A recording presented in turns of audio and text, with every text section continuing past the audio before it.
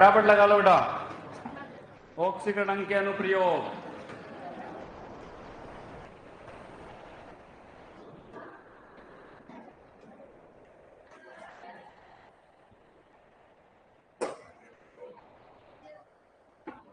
ऑक्सीकरण अंग के अनुप्रयोग। अनुप्रयोग जानते हो क्या? अनुप्रयोग का मतलब होता है कि हमने जितना ऑक्सीकरण अंक पढ़ा था अब उसको काम में लेना है। ऑक्सीकरण अंक को ऑक्सीकरण अंक के अनुप्रयोग।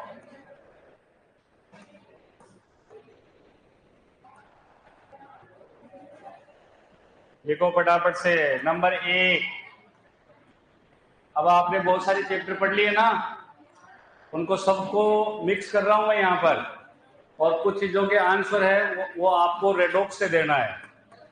जैसे ऑर्गेनिक केमिस्ट्री पढ़ी क्या आपने थोड़ी बहुत? कुछ अभिक्रियाएं पढ़ी क्या? नहीं पढ़ी? भाई ये एक ऑक्सीकारक होता है, ये एक अपचायक होता है, नहीं पढ़ा? बहुत बढ़िया। तो नंबर 1 लगाओ फिर।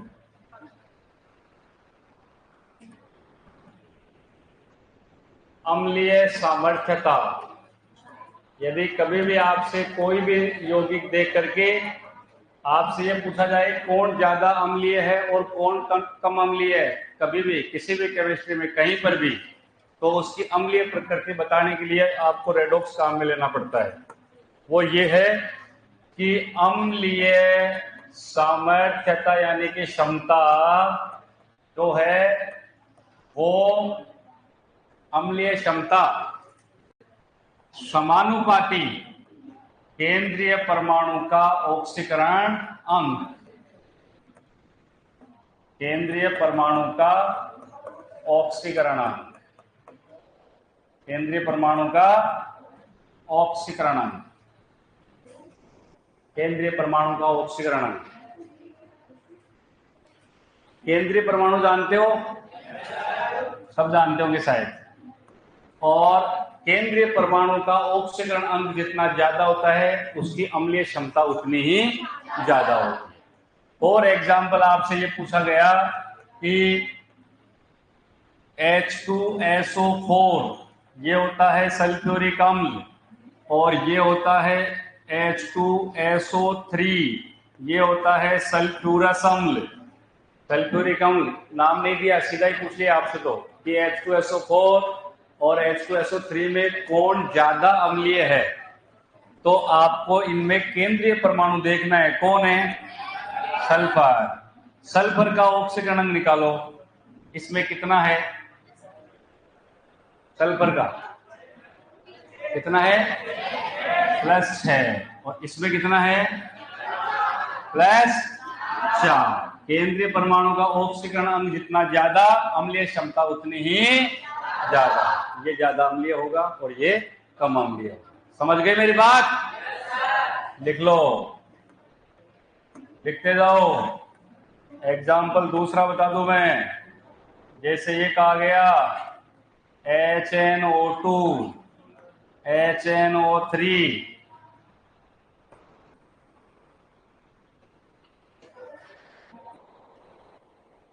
केंद्रीय परमाणु कौन है? नाइट्रोजन। नाइट्रोजन का ऑक्सीकरण अंक यहां कितना? +3 और यहां +5। कईयों को तो ऑक्सीकरण अंक नहीं पता लग रहा फिर कितना है, उनके नहीं आएगा एग्जाम में। इसका ज्यादा हो गया, हो गया ना?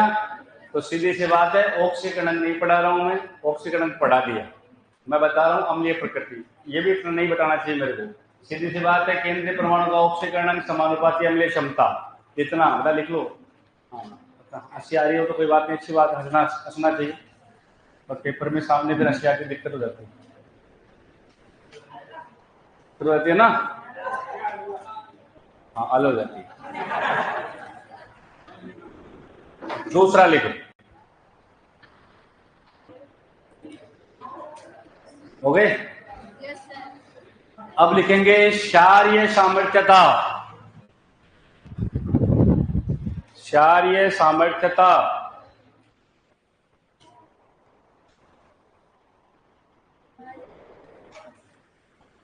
अम्लीय के बाद में क्षारीय सामर्थ्य। अम्ल और क्षार तो विपरीत होते हैं ना, तो क्षारीय सामर्थ्यता इसका उल्टा हो जाएगा। नंबर 2 है इसमें क्षारीय सामर्थ्यता।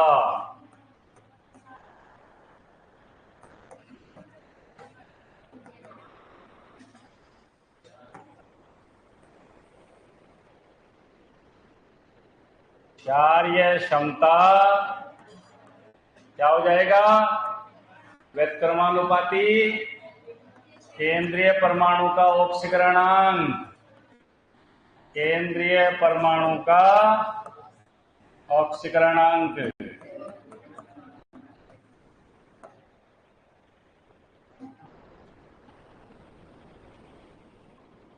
केंद्रीय परमाणु का ऑक्सीकरणांक।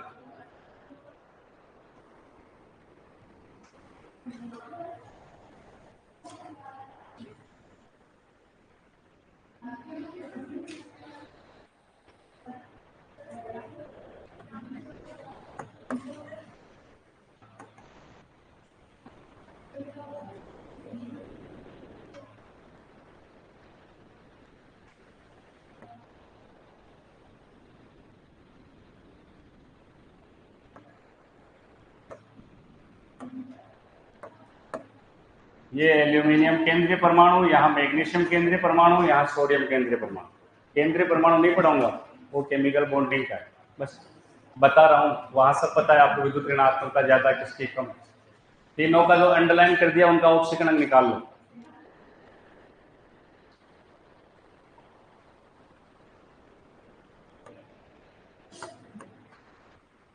Na का ऑक्सीकरण कितना है? +A। Mg का +2। Al का ऑक्सीकरण जितना ज्यादा अम्लीय क्षमता उतनी ही कम, और ऑक्सीकरण कम तो अम्लीय क्षारीय क्षमता ज्यादा। सॉरी, अम्लीय नहीं क्षारीय है, ठीक है। तो अब बताओ सबसे ज्यादा किसकी है? NaOH की। तो सबसे ज्यादा क्षारीय NaOH होता है। कर लोगे? अब एक क्वेश्चन लिखो, देखिए कैसा आता है। लिखो,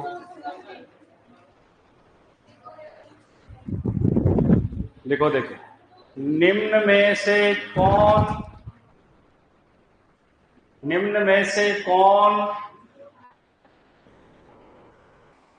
प्रबलतम,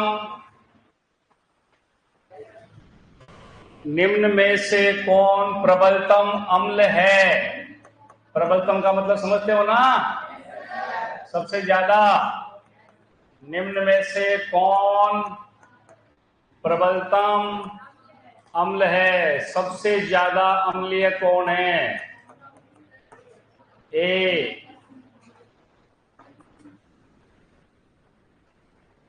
HClO, B HClO2, C HClO3, D HClO4।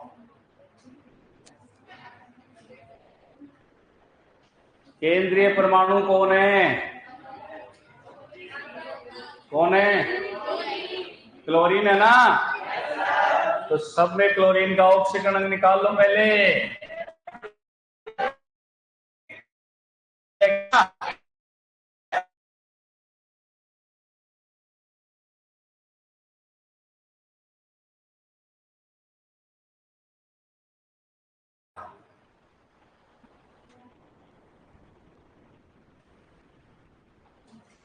प्रश्न बहुत सरल होते हैं, उत्तर हार्ड होते हैं।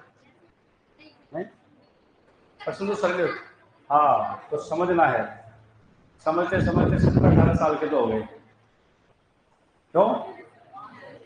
और समझ अभी आएगी। 17 के हो गए होंगे आप लोग, 18-19 के हो गए क्या? हाँ, 16 हो गए। हाँ, वॉइस क्लियर है बेटा? यहाँ से क्लियर है? वॉइस कट रही है। 2 बच्चे कह रहे, 3 बच्चे कह रहे हैं, इसका मतलब 4 बच्चे कह रहे हैं, इसका मतलब सही बात है। यहाँ से बेटा सब कुछ सही है मेरी तरफ से तो, और कोशिश करेंगे अभी। हाँ,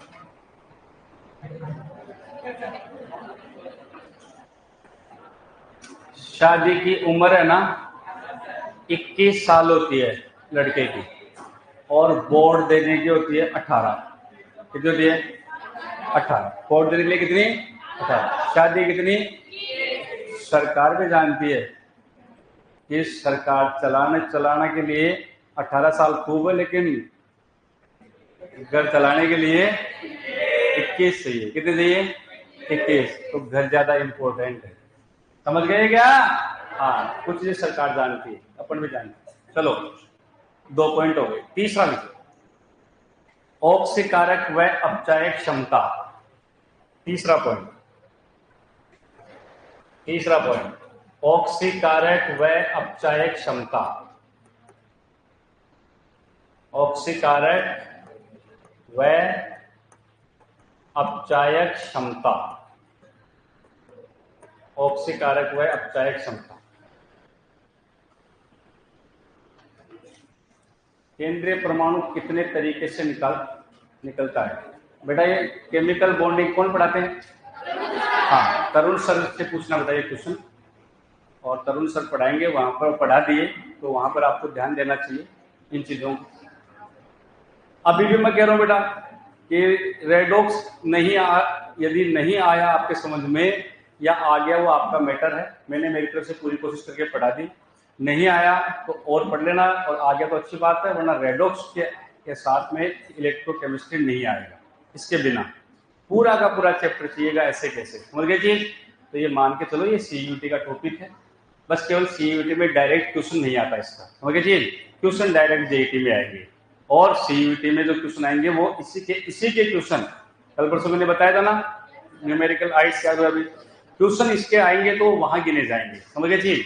तो वहां इलेक्ट्रोकेमिस्ट्री इसी के बाद। अब देखो ऑक्सीकारक अपचायक क्षमता, 3 बातें बताऊंगा इसके अंदर।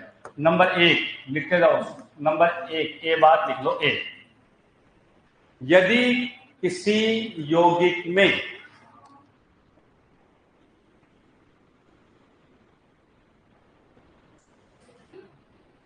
यदि किसी यौगिक में केंद्रीय परमाणु का ऑक्सीकरणांक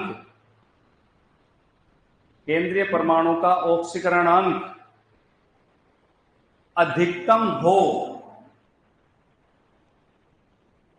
हो तो वह ऑक्सीकारक की तरह कार्य करता है।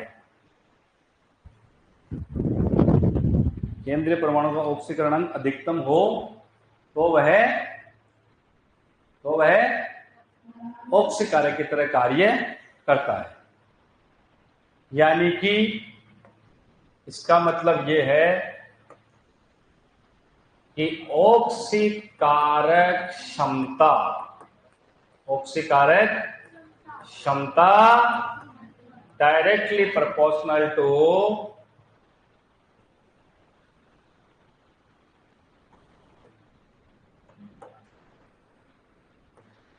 केंद्रीय परमाणु का ऑक्सीकरण अंक। ये है इसका मतलब। केंद्रीय परमाणु का ऑक्सीकरण अंक जितना ज्यादा, ऑक्सीकारक क्षमता उतनी ही ज्यादा होती है।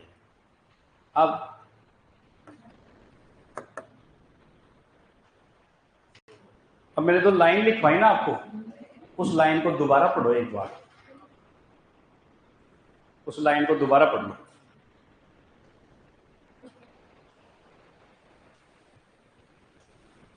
पढ़ लिया क्या? पढ़ लिया तो अब मैं जो बात बोल रहा हूं मुझे ध्यान देना है।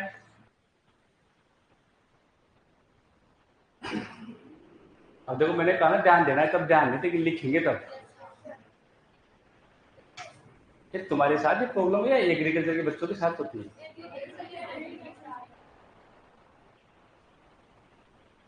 तो पीछे वाले कोई बच्चा है ना, वो ऐसे नहीं करता, ऐसे हरकतें। मैं कहता हूँ बड़ा बोर्ड पे ध्यान, सब छोड़ देते हैं, चाहे कुछ लिख रहे हो उसको बीच में छोड़ देते हैं, क्योंकि उनको पता है कि बोर्ड इंपॉर्टेंट है, लिखना इंपॉर्टेंट नहीं। लिख रहे तो घर जाकर इस दूसरे कॉपी लेकर के भी लिख लेंगे। चीजों को समझो। KMnO4 ध्यान से समझना, K2Cr2O7 H2SO4 HNO3 HClO4, ये मैंने 4-5 एग्जाम्पल लिखे। इनमें सब में केंद्रीय परमाणु पहले ढूंढ लो। Manganese, chromium, sulphur, nitrogen, chlorine. अब इनका सबका ऑक्सीकरण शायद अपने को बता रखा है मैंने। कितना है इसका? +7, इसका +6, इसका +6, इसका प्लस, इसका +7। आराम से देखो, मैग्नीज का अधिकतम 7 होता है, यहां आ गया। क्रोमियम का अधिकतम 6 होता है, आ गया। सल्फर का प्लस है अधिकतम, नाइट्रोजन का +5, Cl का +7, अधिकतम चले गए ना। मैंने ये लाइन लिखवाई है, यदि किसी यौगिक में किस केंद्रीय परमाणु का ऑक्सीकरण अधिकतम होता है तो वह हमेशा किसका काम करेगा? ऑक्सीकारक। ये सारे के सारे क्या हैं? ऑक्सीकरण।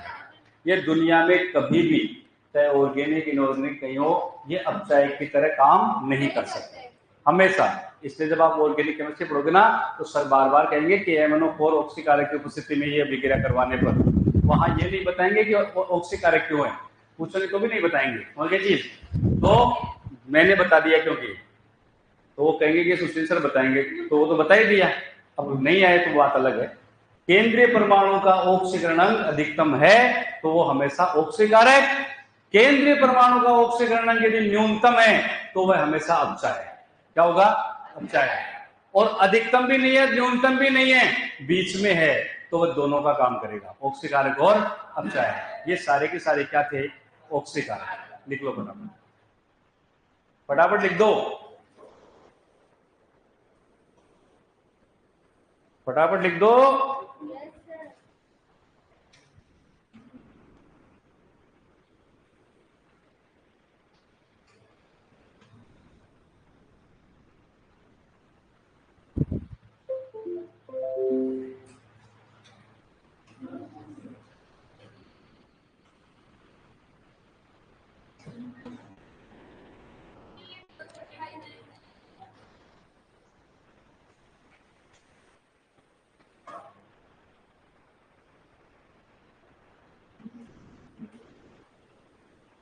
लिख दिया क्या?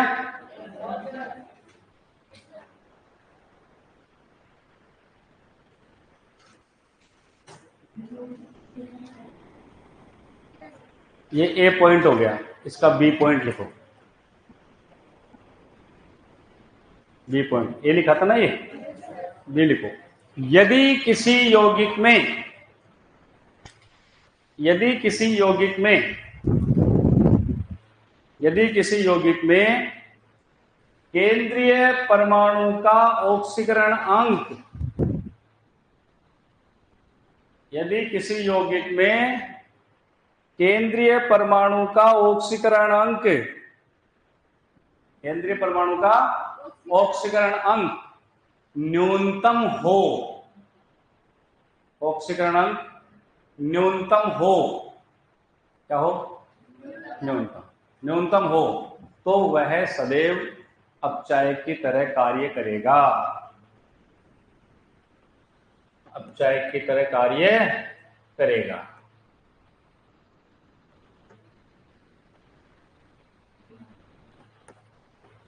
अपचायक की तरह कार्य करेगा।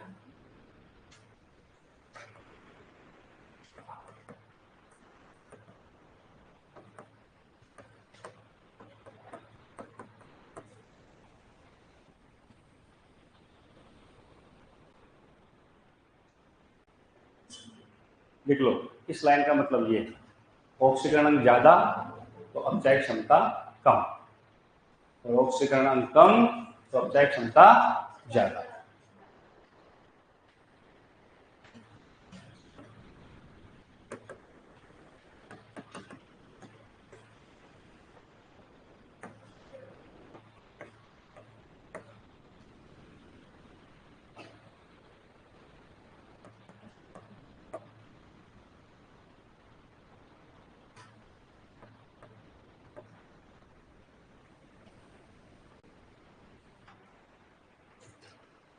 केंद्रीय परमाणु कौन है, उनका सबका ऑक्सीकरण निकाल लो,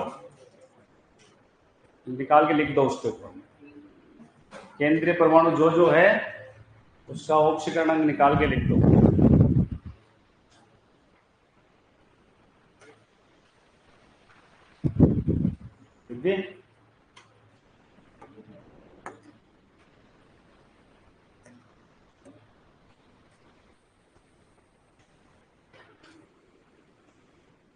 कितने परसेंट है तेरे 10th में? कम है, कोई बात। 12th में ज्यादा है क्या? कम ही। फिर मत पता मेरे को, कोई सुन लेगा, ये सुन लेगा। लिख लिए? बताओ नाइट्रोजन कितना है? -3। इसमें सल्फर का -2। सल्फर ही है केंद्रीय? अरे बताए ना। कार्बन का कितना? फास्फोरस? नाइट्रोजन का सबसे कम -3 होता है। लिखवा रखा मैंने एक पीछे, औकात से कम या ज्यादा लिखवाई ना। सल्फर का -2 सबसे कम, कार्बन का -4, फास्फोरस का -3, सबसे कम आ गए। ये सारे के सारे दुनिया में कभी भी मिल जाए अपचाय के बनेंगे, कभी ऑक्सीकारक नहीं बन सकते। समझ गए? लिख दो। लिख दिया? तो अब लिखो तीसरा पॉइंट, सी पॉइंट, ABC। हाँ, यदि यौगिक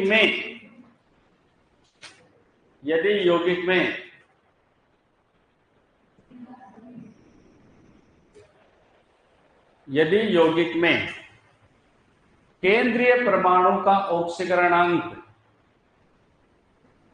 यदि यौगिक में केंद्रीय परमाणु का ऑक्सीकरणांक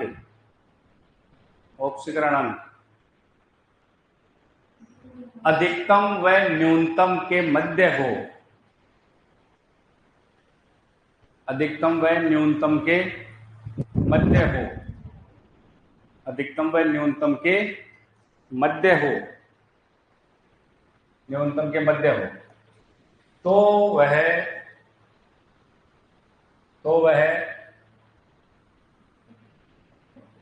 ऑक्सीकारक व अपचायक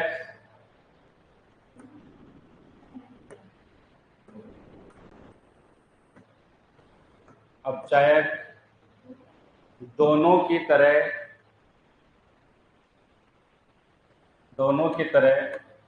कार्य करता है। दोनों की तरह कार्य करता है।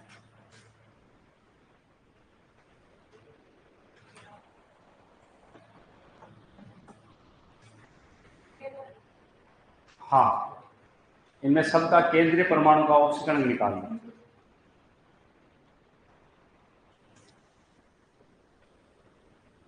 एक में कंफ्यूज हो सकता है आपको, मैं लिख देता हूँ। कंफ्यूज तो क्या हो, इसमें ऑक्सीजन होता है, सबका लिख देता हूँ। ये सब है केंद्रीय परमाणु, सबका निकालो है। हाँ, हाइड्रोजन कभी भी केंद्रीय परमाणु नहीं हो सकता। वेरी गुड, ऐसे याद किया करो चीजों। तरुण सर बढ़िया आदमी है।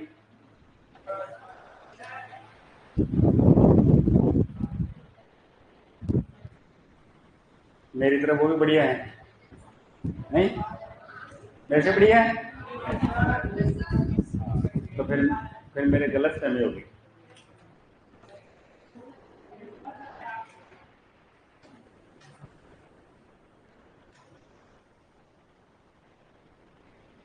दो 3 महीने पढ़ाया गया सर ने, तरुण सर ने। कितने चैप्टर पढ़ाए? 4 चैप्टर। 4 चैप्टर में तो बहुत सारी केमिस्ट्री आ गई, उनको रट दो।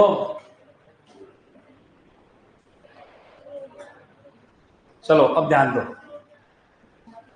बताना देखिए कितने कितने हैं। सल्फर कितना है?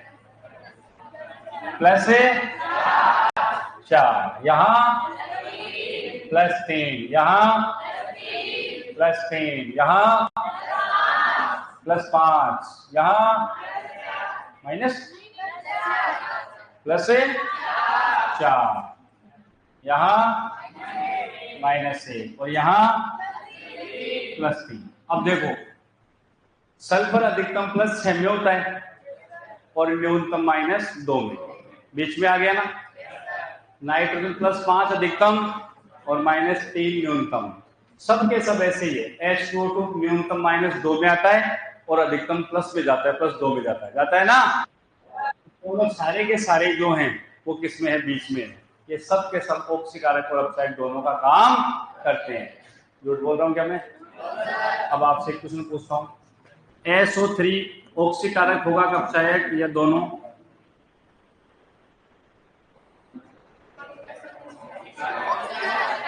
क्या होगा?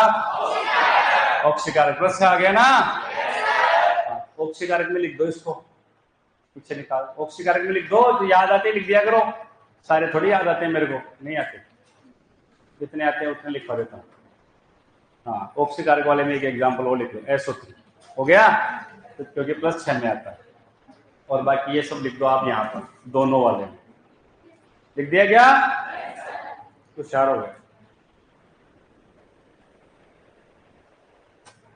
हाँ,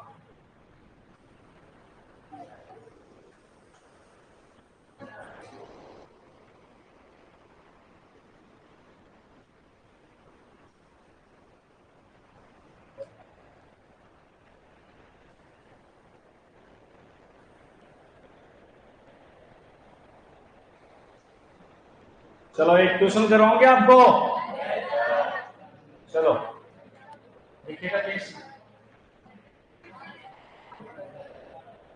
नहीं दिखेगा। चलो मैं वैसे लिखवाता हूँ। लिखो एक क्वेश्चन, लिखो क्वेश्चन, लिखो एक, लिखो।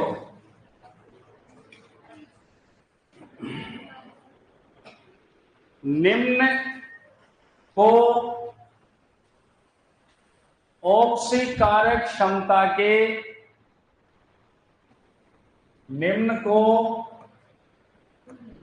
ऑक्सीकारक क्षमता के बढ़ते क्रम में व्यवस्थित कीजिए।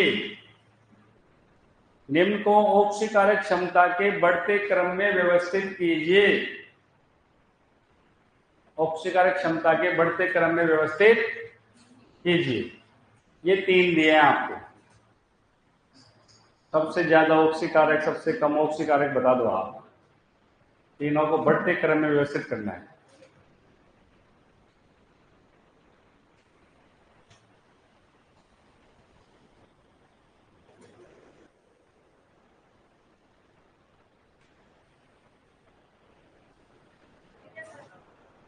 कर दिया क्या? Mn का कितना है? 7। V का +5 और क्रोमियम का, मैंने क्या लिखवाया? ऑक्सीकारक क्षमता जितनी ज्यादा, वो केंद्रीय परमाणु ऑक्सीकरण जितना ज्यादा, ऑक्सीकारक क्षमता भी उतनी। तो बढ़ते क्रम में सबसे पहले तो VO2 प्लस, उससे ज्यादा Cr2O7 -2 और उससे ज्यादा MnO4 माइनस। आया हुआ क्वेश्चन एग्जाम, कर लोगे? ठीक है। एक्सरसाइज है क्या तुम्हारे पास? देना मेरे।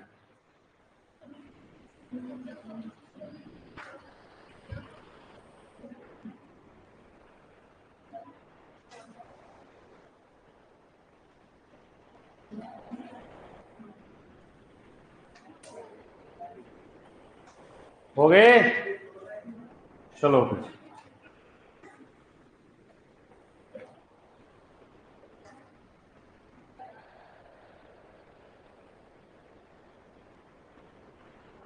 एक बार पकड़।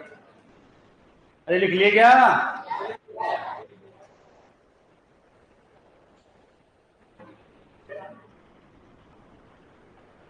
अब हेडिंग लगाओ, यौगिक का तुल्यांकी भार। यौगिक का तुल्यांकी भार कितने पॉइंट हो गए? एक तो हो गया अम्लीय प्रकृति, दूसरी हो गई क्षारीय प्रकृति, तीसरा हो गया ऑक्सीकारक व अपचायक क्षमता, चौथा पॉइंट है यौगिक का तुल्यांकी भार ज्ञात करना। तुल्यांकी भार ज्ञात किया होगा ना आपने? अरे किया कि नहीं किया? हाँ, तुल्यांकी भार ज्ञात करना। अब तुल्यांकी भार यहां कैसे ज्ञात करेंगे, ध्यान से समझना। यहां सिंपल सी एक ही बात है, तुल्यांकी भार होता क्या है? तुल्यांकी भार बराबर कोई परमाणु है तो उसका परमाणु भार लेते हैं, और यदि कोई अणु है तो अणु भार लेते हैं। बेसिक कंसेप्ट चैप्टर पढ़ लिया क्या? आंसर नहीं पढ़ाया? हाँ, तो उन्होंने पढ़ाया होगा ये कि परमाणु भार या अणु भार बटा n, पढ़ाया होगा ना? नहीं पढ़ाया तो बहुत अच्छी बात है, पढ़ा दिया तो और भी अच्छी बात है। आपको अब ये तुल्यांकी भार का सूत्र याद रख लेना है, परमाणु भार बटा अणु भार और n। ये परमाणु भार अणु भार अपने को दिया हुआ आएगा क्वेश्चन के अंदर, समझ गए मेरी बात? और आपको केवल n याद रखना है। क्या याद रखना है? n। ये n क्या होता है? तो n होता है या तो आवेश हो सकता है, क्या हो सकता है? आवेश, या संयोजकता हो सकती है। क्या हो सकती है? संयोजकता हो सकती है, या अम्लता, क्षारकता ये हो सकती है, या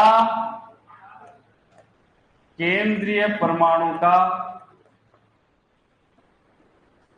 ऑक्सीकरण अंक हो सकता है, या अभिक्रिया में स्थानांतरित इलेक्ट्रॉन की संख्या हो सकती है। ठीक है, आपको यहां पर रेडॉक्स में आपको केवल ये दो चाहिएंगे, इन तीनों की जरूरत नहीं है। ये आप पढ़ के आए हो, मोलरता नॉर्मलता पढ़ लिया क्या? बेसिक कंसेप्ट चैप्टर नहीं पढ़ा? पढ़ लिया। विलियन पढ़ा नहीं पढ़ा? हाँ, CUT का टॉपिक आता है ना? हाँ, कोई दिक्कत नहीं, तो वहां पढ़ाया जाएगा। वहां पर आएंगे तीनों चीजें, यहां पर आएंगी ये दो चीज। अब सुनना इधर, बताऊंगा मैं कैसे होता है, बिल्कुल सिंपल है। अब पहले ये लिख लो आप, फिर मैं क्वेश्चन करवाता हूँ सीधा ही। होगा कैसे?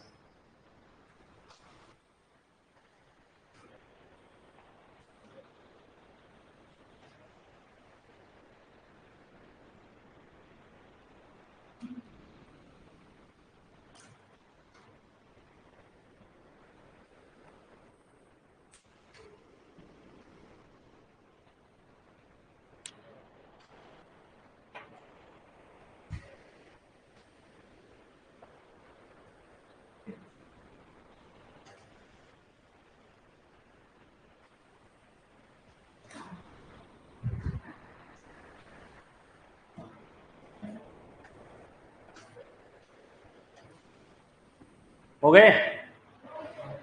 हाँ,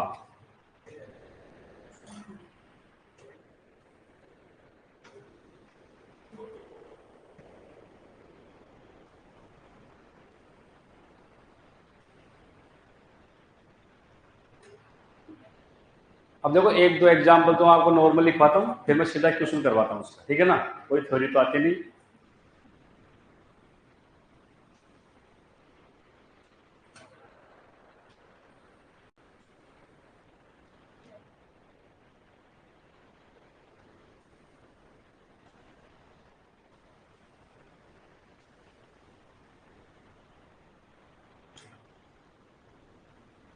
चले,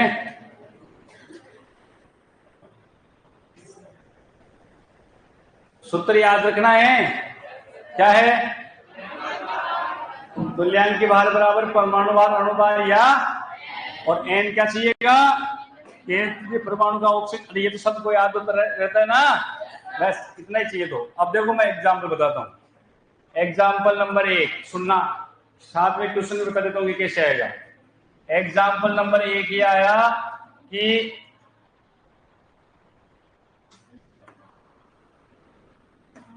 पहले समझ लो, लिखना नहीं। KMnO4 का अणुभार 158 है, 158 है। तो निम्न अभिक्रिया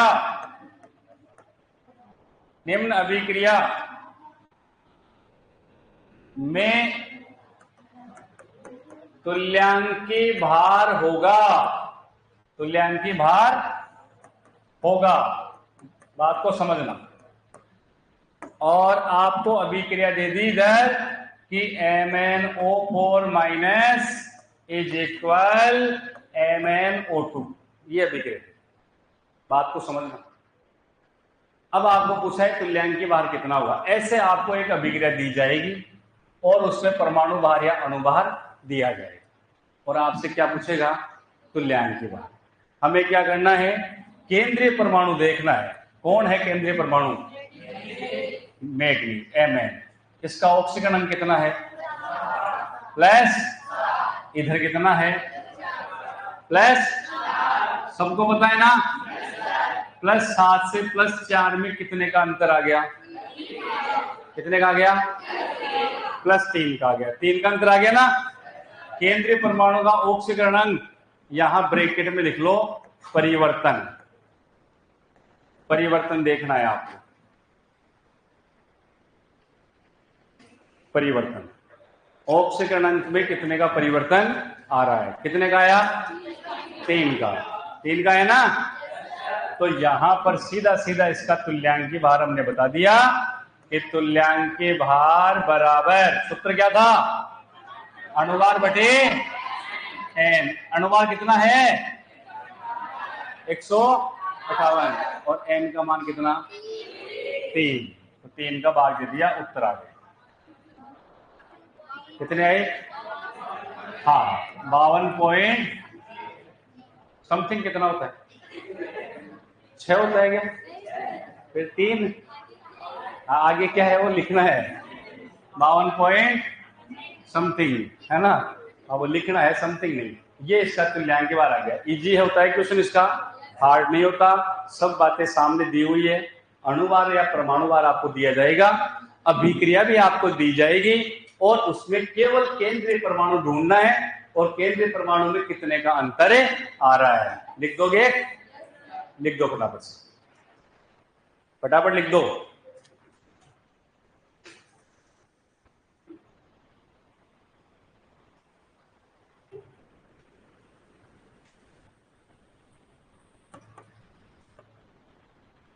बहुत मेहनत करनी पड़ती है पढ़ने में। करनी पड़ती है क्या? जी चुराता है ऐसे।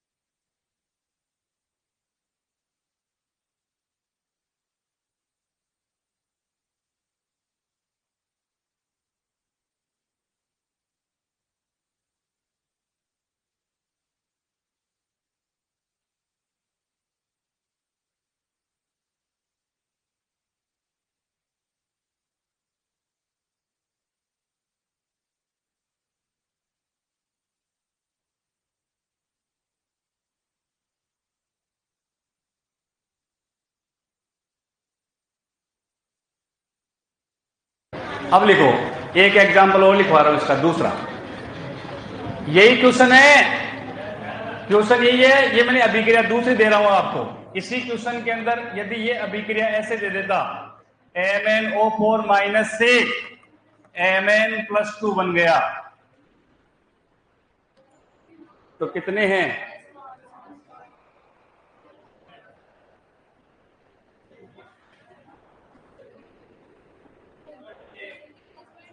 कितना? हाँ, तो ये कितने का अंतर आया इसमें? अरे कितने का अंतर आया?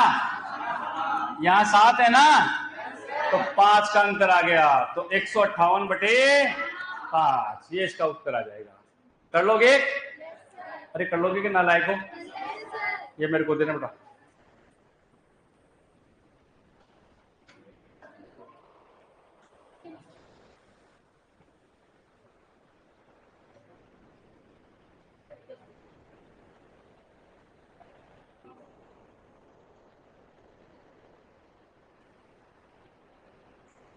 एक क्वेश्चन लिखवाऊं आपको बढ़िया? चलो लिखो।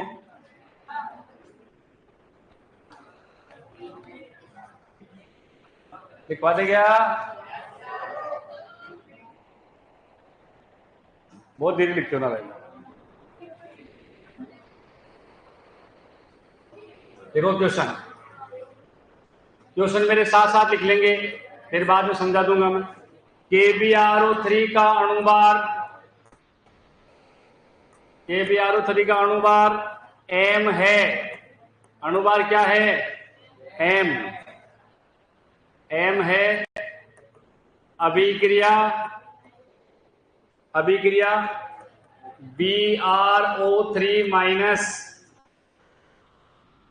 Minus is equal Br minus में इसका तुल्यांकी भार है, में इसका तुल्यांकी भार है, तुल्यांकी भार है। ऑप्शन दिया है इसने M, ऑप्शन बी दिया है M/4, ऑप्शन सी दिया है M/6, ऑप्शन डी दिया है 6M।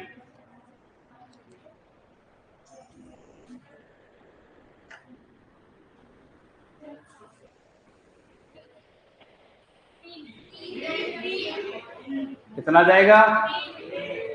3 आ जाए। 3 तो ऑप्शन में नहीं डाला है। हाँ तीसरा बोलो, तो सी बोलो। देखो इधर क्या बताया था मैंने अभी, तुल्यांकी भार निकालने का सूत्र अणुभार बटे N। अणुभार कितना है? अरे इसने अणुभार कितना दिया? M दे दिया ना, तो अणुभार तो गया M/N। और केंद्रीय परमाणु कौन? Br ही अपने पास, तो Br का ऑक्सीजन अंक कितना? +5, और यहां कितना है? -1। +5 से -1 का मतलब कितने का अंतर? 6 का अंतर। 4 का भी करोगे मेरे को पता है आप लोग, क्योंकि ज्यादा गणित पढ़ रखी है आपने, है ना, इसलिए। ये +5 से नालायको 0 में जाता है, तभी 5 का अंतर हो जाता है। और ये तो -1 में और भी आगे जा रहा है। कितने का अंतर है? 6 का। यदि +5 से +1 में जाता ना, तब होता है 4 का अंतर। तो समझ गए क्या? हाँ, मेरे को पता है करोगे आप।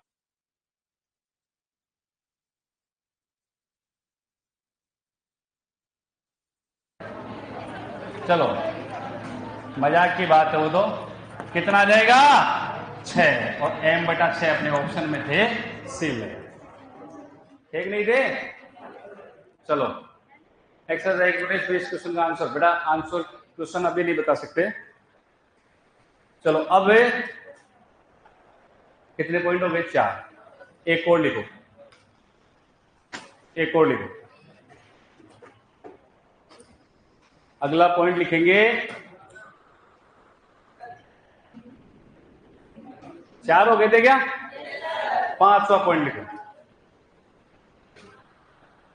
5वां पॉइंट, अणुसूत्र का निर्धारण करना। अणुसूत्र का निर्धारण करना, अणुसूत्र का निर्धारण करना। कोई दिक्कत नहीं, ये आप घर जाके आराम से पढ़ना। फिर भी कोई प्रॉब्लम आए तो अभी इसके बाद में कुछ रिवीजन क्लासें और आएंगी, समझ गए जी। डाउट भी आता रहेगा, धीरे धीरे इनको पढ़ते रहो और आ जाएगा। अणुसूत्र का निर्धारण करना। अब इसमें क्या होता है,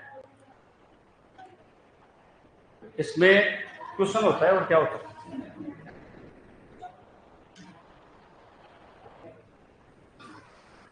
समझना मेरी बात को। हाँ, मेरी बात को समझना बेटा, ध्यान देना इधर, यहां पर ध्यान देना। देखो टेक्निकल चीजें थोड़ा दिमाग से ध्यान दो, वरना थ्योरी नहीं है कि बाद में पढ़ लोगे। इस तरीके से एक क्वेश्चन दिया जाएगा कि A बराबर +A, ए का ऑक्सीकरण कितना है +6, बी का ऑक्सीकरण कितना है +6 और सी का ऑक्सीकरण क्या है -2। तो अणुसूत्र ज्ञात करें। अब अणुसूत्र ज्ञात करना है, आपको ऑप्शन देगा, आपको और कुछ नहीं करना, आपको ये देख लेना है इनके सबका योग 0 किसका आता है, बस। सबका योग 0 जिसका आ रहा है वो उसका उत्तर है। मेरी बात समझ में आई क्या? जैसे ध्यान से समझना, 2 ए का कितना है +1, तो 1 रे कितने हो गए 2। बी का कितना है +6, तो प्लस का 6।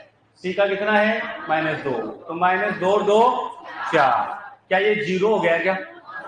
नहीं हुआ ना, ये आंसर नहीं है, समझ गए। इधर आ जाओ, ए का कितना है 1 और 1 2, बी का कितना है 6, सी का कितना है -2, तो 4 का कितना हो गया 8, प्लस का 6 2 8 और माइनस का 8, 0 हो गया। ये इसका आंसर है। इसमें देख लो, इसमें देख लो, बराबर नहीं आ रहे, समझ गए। तो आपको, और ये शॉर्टकट बता रहा हूं आपको, वरना फंसते जाओगे। कंपटीशन में बेटा हजारों चीज देखी जाती है, टाइम भी देखा जाता है, क्वेश्चन को मैनेज भी किया जाता है, थ्योरी कम पड़ी जाती है और एक्सरसाइज ज्यादा की जाती है। इसके अलावा कोई ऑप्शन नहीं मिलेगा आपको, कोई तरीके का क्वेश्चन नहीं आएगा। बस ऑक्सीकरण देखना है और सबका योग करना, मैंने बता ही रखा है। सबका योग कर लेना, जिसका 0 आ जाए ना वही उसका उत्तर है। कर लोगे? लिख लो ये एग्जाम्पल, इस तरीके के एग्जाम्पल आते। लिखो, मैं लिखवा क्वेश्चन लिखवा देता हूं, लिखो। यदि, क्वेश्चन लिख लो आप, यदि A B व C, यदि A B व C, कैपिटल लेटर में लिख लो ABC, यदि A B व C तीन तत्व आपस में मिलकर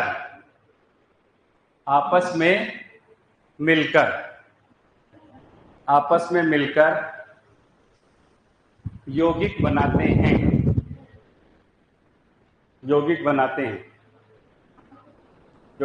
हैं, यदि ए का ऑक्सीकरण अंक,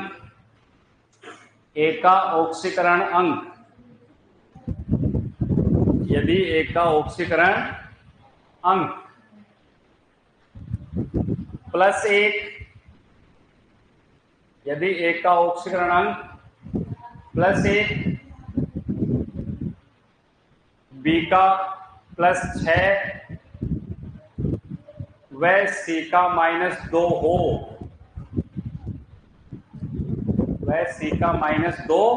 हो, तो अणुसूत्र होगा, अणुसूत्र होगा। ऑप्शन लिख लो चारों पे, ऑप्शन लिख लो चारों।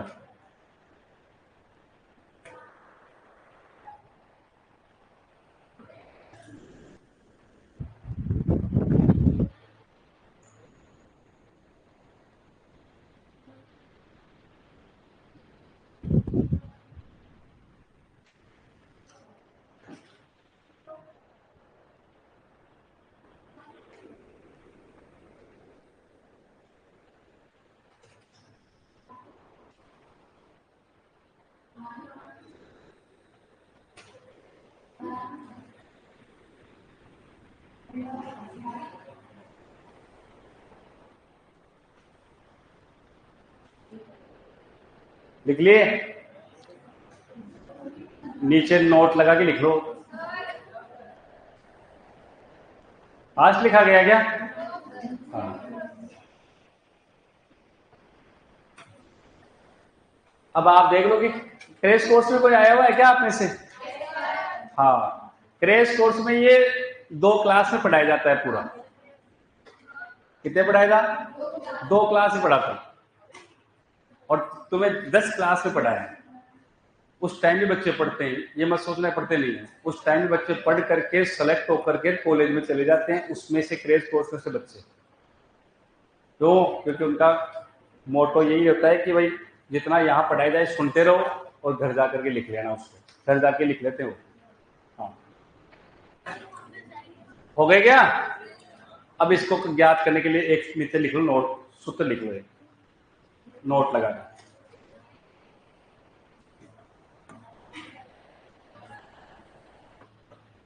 अणु सूत्र जो भी होता है वो होता है कुल धनावेश बराबर कुल ऋणावेश। कुल धनावेश बराबर कुल ऋणावेश। अणु सूत्र बनाना हो तो धनावेश और ऋणावेश को बराबर रखना है। जितना धनावेश है उतना ही क्या होगा? ऋणावेश होगा।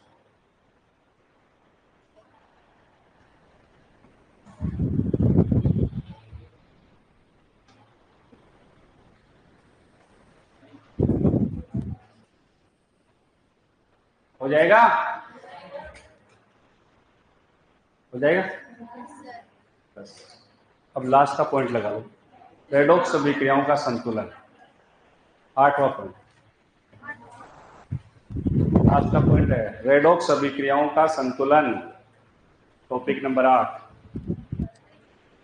अरे शुरुआत में लिखवाए थे टॉपिक रेडॉक्स अभिक्रियाओं का संतुलन। रेडॉक्स अभिक्रियाओं का संतुलन।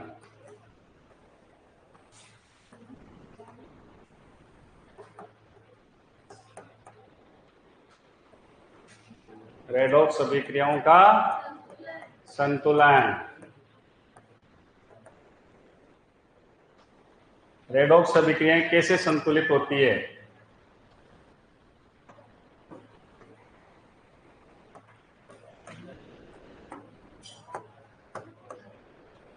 चार ही नियम लिखवाऊंगा इसके। नंबर 1 लिखो। नंबर 1, सबसे पहले अभिक्रिया में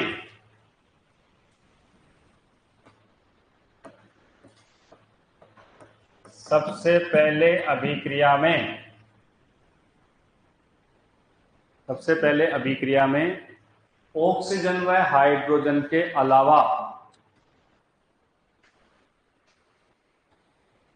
सबसे पहले अभिक्रिया में ऑक्सीजन व हाइड्रोजन के अलावा अन्य परमाणु को संतुलित किया जाता है। ऑक्सीजन व हाइड्रोजन के अलावा अन्य परमाणु को संतुलित किया जाता है। संतुलित किया जाता है। दूसरा, उसके पश्चात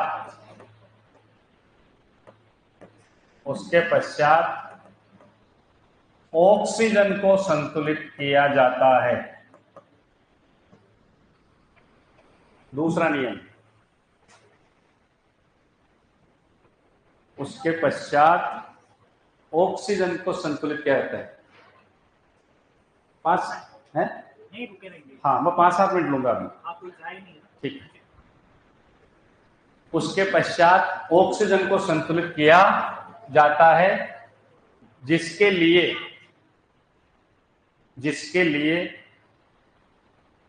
जिस तरफ ऑक्सीजन कम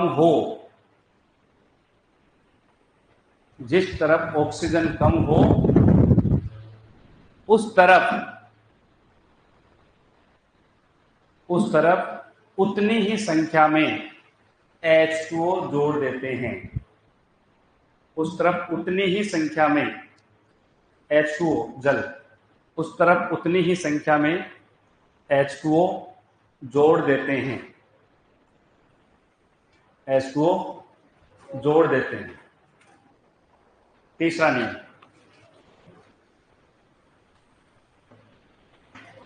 ऑक्सीजन के पश्चात हाइड्रोजन को संतुलित करते हैं।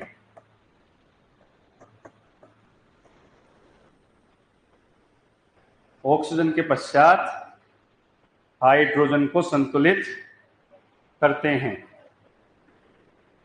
हाइड्रोजन को संतुलित करते हैं, जिसके लिए जिस तरफ हाइड्रोजन कम हो,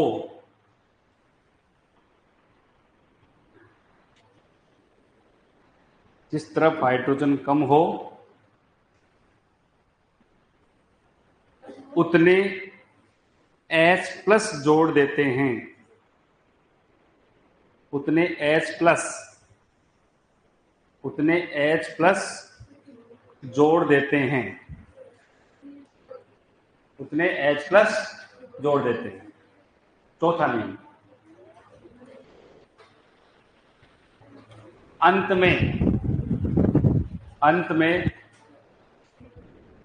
में इलेक्ट्रॉनों के द्वारा आवेश को संतुलित किया जाता है।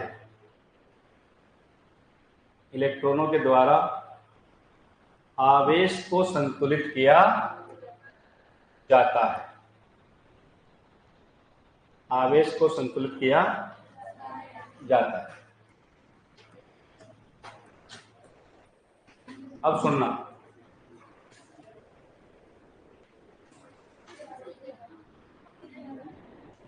एक क्वेश्चन लिखो। क्वेश्चन कैसे, इसको नहीं लिखना, इसको समझाऊंगा। क्वेश्चन लिखो, अभिक्रिया, लिख लिया क्वेश्चन? उसको नहीं लिखा? लिख दिए? दोबारा बोलो, सुन लो कहाँ नहीं लिखी। सबसे पहले ऑक्सीजन व, अभी दोबारा लिखाऊंगा। ऑक्सीजन व हाइड्रोजन को संतुलित किया जाता है। दूसरा नियम, उसके पश्चात ऑक्सीजन को संतुलित किया जाता है, जिसके लिए उतनी ही संख्या में H2O जोड़ देते हैं। तीसरा नियम, ऑक्सीजन के पश्चात हाइड्रोजन को संतुलित किया जाता है, उसके लिए उतने ही H+ जोड़ देते हैं। और लास्ट में आवेश को संतुलित करने के लिए इलेक्ट्रॉन जोड़ दिए जाते हैं। कितनी बातें हुई? 4। अब एक बार चारों को याद करो। सबसे पहले ऑक्सीजन और हाइड्रोजन के अलावा कोई परमाणु है, उसको संतुलित करना है।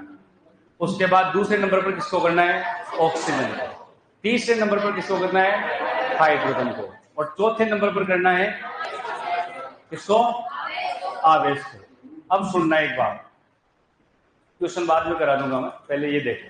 अब मैंने ये एग्जाम्पल दिया, ये एग्जाम्पल, क्या ये संतुलित है? क्या अभिक्रिया? अरे संतुलित है?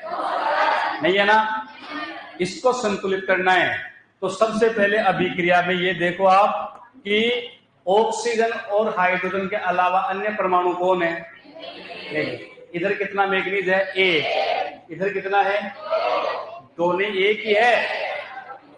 आवेश से मतलब ही नहीं है, आवेश का पॉइंट चौथा है। मैंने क्या कहा, इसको स्टेप पे तोड़ दिया बेटा। जो बोल रहा हूं ना, कहीं नहीं मिलेगा, पहले बोल रहा हूं। किसी किताब उठा के देखो, सारे कम से कम 4-4 पेज में सोल्व की हुई है अभिक्रिया। इसको मैंने केवल 4 पॉइंट में सोल्व किया है, सारी जगह पे लागू होगा ये। तो मेरी बात जो लिखी है, सबसे पहले अन्य परमाणु कौन दिख रहा है? M है। 1 हो गया, इधर भी 1 हो गया। तो पहला पॉइंट पहले से ही संतुलित है, दोनों तरफ 1-1 है, तो वो पहले से संतुलित है ना, तो वो तो कहानी खत्म हो गई। अब दूसरा नंबर किसका ले? ऑक्सीजन का। तो ऑक्सीजन कितने हैं इधर? 4। इधर कितने हैं? 0। तो मैंने क्या कहा, जिस तरफ कम है उस तरफ क्या जोड़ दो, और कितने H2O, जितने कम है। तो इधर 4 थे ना, एक H2O में एक ही ऑक्सीजन आता है, आपको कितने चाहिए, तो इधर क्या जोड़ दो, 4 H2O, बस ऑक्सीजन संतुलित हो गया। हाँ, ऑक्सीजन हो गया ना, ऑक्सीजन हो गया तो फिर किसका नंबर आएगा, हाइड्रोजन का। अब हाइड्रोजन उधर नहीं है, इधर है, कितने, 8 हो गए ना, अरे कितने हो गए, तो उधर क्या लगाना है, 8H+ लिखवा रखा है मैंने, तो यहां कर दिया मैंने 8H+, हो गया। फिर बाद में किसका नंबर आएगा, आवेश। अब आवेश का नंबर है, माइनस का कितना है, 1, प्लस के कितने हो गए, 1H पर 1 के तो 8 पर कितने हो गए, प्लस के 8 माइनस का 1, तो प्लस के कितने बच जाएंगे, 7। इधर तो आवेश प्लस का 7 आ रहा है, इधर कितना आ रहा है, प्लस का 2, इस पर तो 0 है। अब दोनों में जिस तरफ आवेश ज्यादा होता है, मैंने लिखवाया है, उस तरफ इलेक्ट्रॉन जोड़ दिए जाते हैं। याद आएगा कोई बात, जिधर आवेश ज्यादा है या ऑक्सीकरण ज्यादा है, उधर उतने इलेक्ट्रॉन लगा दिए जाते हैं।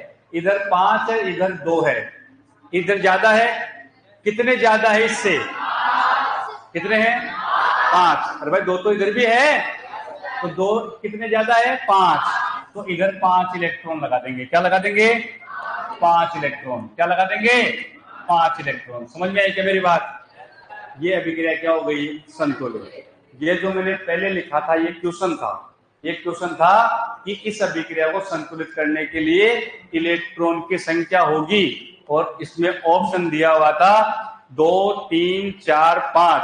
क्वेश्चन नंबर 47 एडिटिव क्वेश्चन दे रखा है, आंसर जाकर के घर पे देख लेना। समझ गए क्या, तो एग्जाम्पल लिख लो। हाँ, आप लिखो, मैं बताता हूं, वैसे लिखो, निम्न अभिक्रिया को संतुलित कीजिए। क्या हो गया, निम्न अभिक्रिया को संतुलित कीजिए। ये तो तुम लोग सुंदरता इनमें बहुत विश्वास रखते हो, व्हाइट में लगाना पड़ेगा, अरे काट दिया करो। निम्न अभिक्रिया को संतुलित करे, ये कौन बोल रहा है,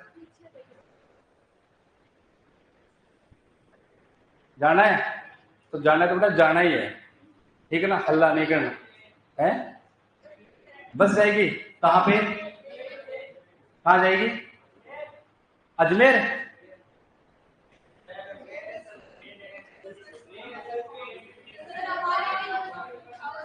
है?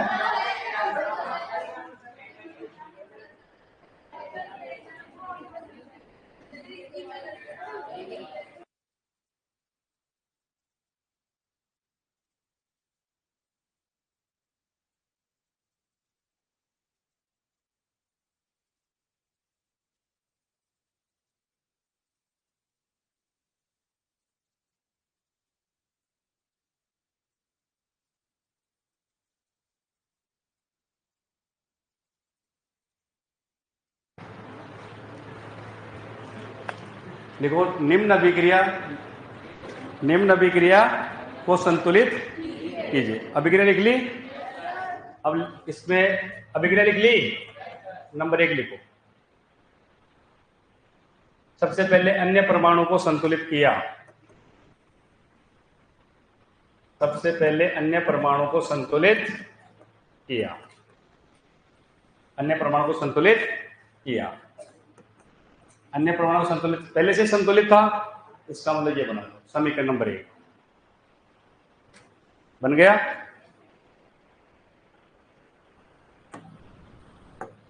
दूसरा, फिर नीचे देखो, दूसरा पॉइंट,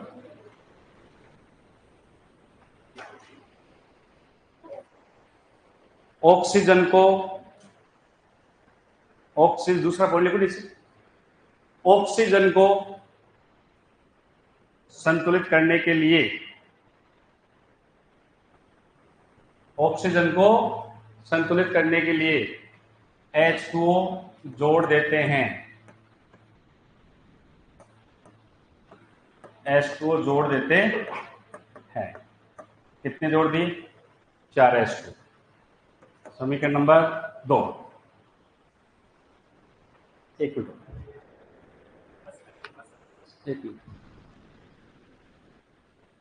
तीसरा पॉइंट लिखो। हाँ, जोड़ देते हैं, ये लिख लेना, समीकरण नंबर 2 लिख लिए। ये समीकरण लिख देना। तीसरा पॉइंट, हाइड्रोजन को संतुलित करने के लिए, हाइड्रोजन को संतुलित करने के लिए, संतुलित करने के लिए H+ जोड़ देते हैं, H+ जोड़ देते हैं। ये लिख देना अभी क्या? समीकरण 3। समीकरण 3।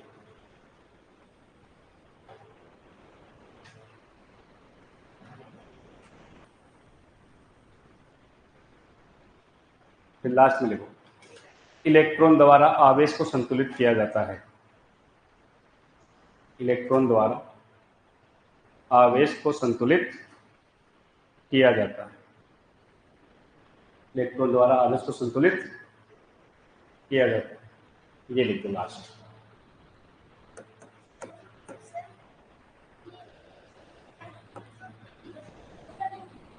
लास्ट में ये लिखो। हाँ, पूरी लिखोगे, आधी थोड़ी लिखोगे? आधी लिखोगे? हाँ, ये 5 इलेक्ट्रॉन इधर इसलिए लगाए क्योंकि इधर आवेश ज्यादा है। ये बात मैं पहले क्लास में पढ़ा चुका हूँ कि जहां आवेश ज्यादा होता है हमेशा इलेक्ट्रॉन उस तरफ लगाए जाते हैं। हो गए? हाँ, चलो अब तो जाओ, आगे की बात बाद में करूँगा।